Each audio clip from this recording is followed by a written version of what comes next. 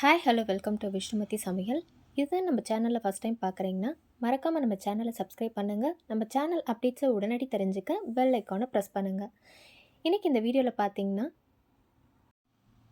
Puri and அதுக்கு best காம்பினேஷனாக பிதுக்கு பருப்பு குழம்பு எப்படி செய்கிறதுன்னு நான் உங்ககிட்ட ஷேர் பண்ண போகிறேன். ஃபஸ்ட்டு பூரி செய்ய ஸ்டார்ட் பண்ணிடலாம். இன்றைக்கி நம்ம கோதுமை மாவில் தான் பூரி பண்ண போகிறோம். 300 கிராம் கோதுமை மாவு எடுத்துருக்கேன். இதில் 2 டேபிள் ஸ்பூன் ரவை ஆட் பண்ணியிருக்கோம். ரவை ஆட் பண்ணால் நல்லா நமக்கு பூரி வந்து எழும்பி வரும்.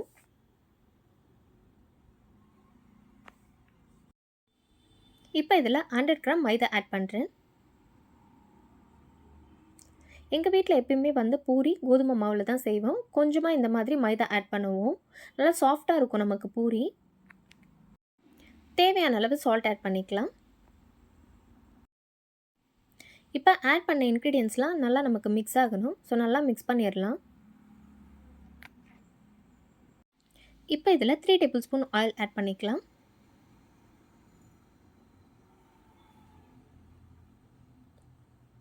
ஆயில் ஆட் பண்ணிவிட்டு நல்லா மிக்ஸ் பண்ணிடணும். இப்போ கொஞ்சம் கொஞ்சமாக தண்ணி ஆட் பண்ணி பூரி மாவு ரெடி பண்ணி எடுத்துடலாம்.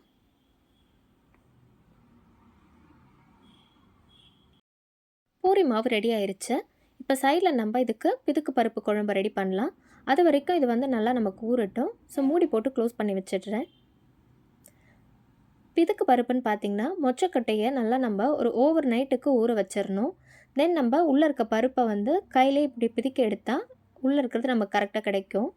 ஸோ அந்த மாதிரி இப்போ வந்து பிதுக்கு பருப்பை ஒரு 250 கிராம் எடுத்து வச்சுருக்கேன். ஃபஸ்ட் இது கடாயில் தண்ணி ஆட் பண்ணியிருக்கேன். தண்ணியில் இந்த பருப்பை ஆட் பண்ணிடலாம். பருப்பு நல்லா நமக்கு குக் ஆகணும். 80% பருப்பு நல்லா குக் ஆன பிறகு இதில் ஒரு உருளைக்கிழங்கை கட் பண்ணி வச்சுருக்கேன். அதை ஆட் பண்ணுறேன். ஆட் பண்ணிவிட்டு நல்லா மிக்ஸ் பண்ணலாம். இப்போ இது ரெண்டும் நல்லா நமக்கு குக் ஆகணும். இப்போ சைடில் பார்த்தீங்கன்னா இன்னொரு கடாயில் 4 டேபிள் ஸ்பூன் ஆயில் ஆட் பண்ணுறேன்.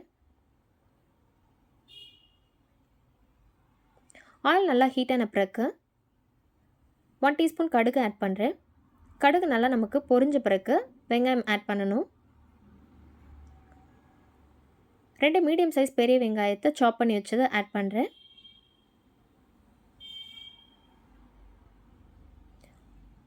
எட்டு பல் பூண்டு நல்லா இடித்து வச்சுருக்கேன். அதை ஆட் பண்ணுறேன். இப்போ வெங்காயம் நல்லா நமக்கு வதங்கணும். இப்போ இன்னொரு சைடு பார்த்திங்கன்னா உருளைக்கிழங்கு பருப்பு நல்லா நமக்கு குக் ஆகிருச்சு. இப்போ இதில் காரத்திற்கு தேவையான அளவு மிளகாய் தூள் ஆட் பண்ணுறேன். இதில் வீட்டில் அரைச்ச மிளகாய் தூள், மஞ்சள், மிளகாய், தனியாக சேர்த்து அரைச்சது, தேவையான அளவு கல்லுப்பு ஆட் பண்ணியிருக்கேன். ஸோ உங்ககிட்ட இந்த மிளகாய் தூள் இல்லைன்னா Kashmir red chilli powder add பண்ணிவிட்டு தனியாக தூள் ஆட் பண்ணிக்கோங்க. இப்போ மிளகாய் தூளோட ராஸ்மெல் நமக்கு போகணும். ஸோ ஒரு 15 மினிட்ஸ் நல்லா அது கொதிக்கட்டும். வெங்காயம் லைட்டாக இந்த மாதிரி கலர் சேஞ்ச் ஆன பிறகு 2 மீடியம் சைஸ் தக்காளியை சாப் பண்ணி வச்சுருக்கேன். அதை ஆட் பண்ணுறேன். ஆட் பண்ணிவிட்டு நல்லா பேஸ்ட் ஆகிற வரைக்கும் வதக்கலாம்.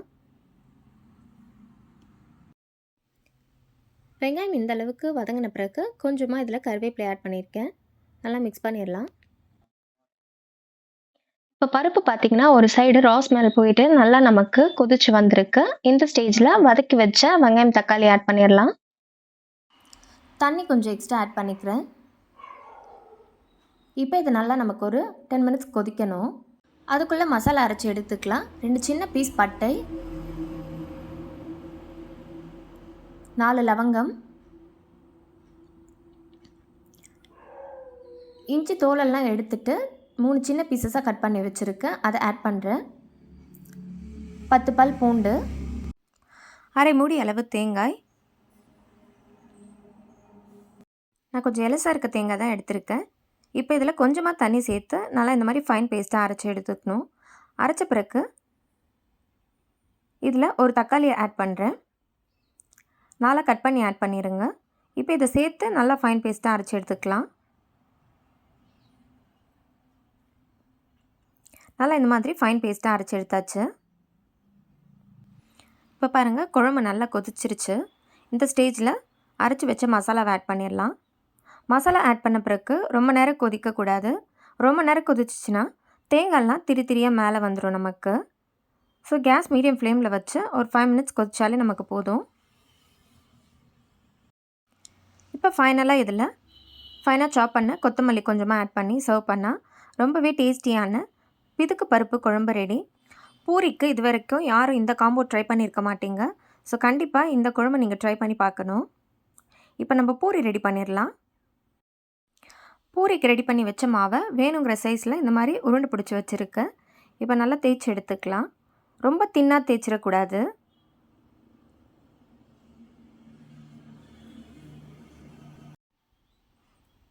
ஒட்டாமல் வரத்துக்காக மைதாலாம் அழுத்தி எடுத்துக்கிறேன். இப்போ ரொம்ப திக்காகவும் இல்லாமல் தின்னாகவும் இல்லாமல் தேய்ச்சிக்கணும். இப்படி தேய்ச்ச பிறகு எக்ஸாக்டாக ரவுண்ட் ஷேப்பில் வரத்துக்காக மூடி வச்சு இப்படி அழுத்தி எடுத்துக்கிறேன்.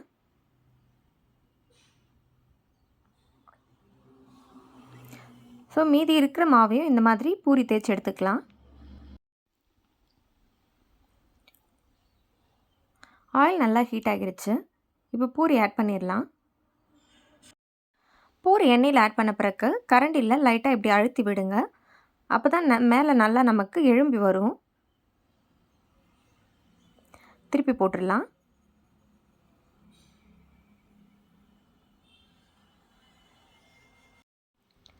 ரொம்பவே சாஃப்டான பூரி ரெடி ஆயிடுச்சு. மீதி இருக்க மாவையும் நம்ம பொரிச்சு எடுத்துடலாம்.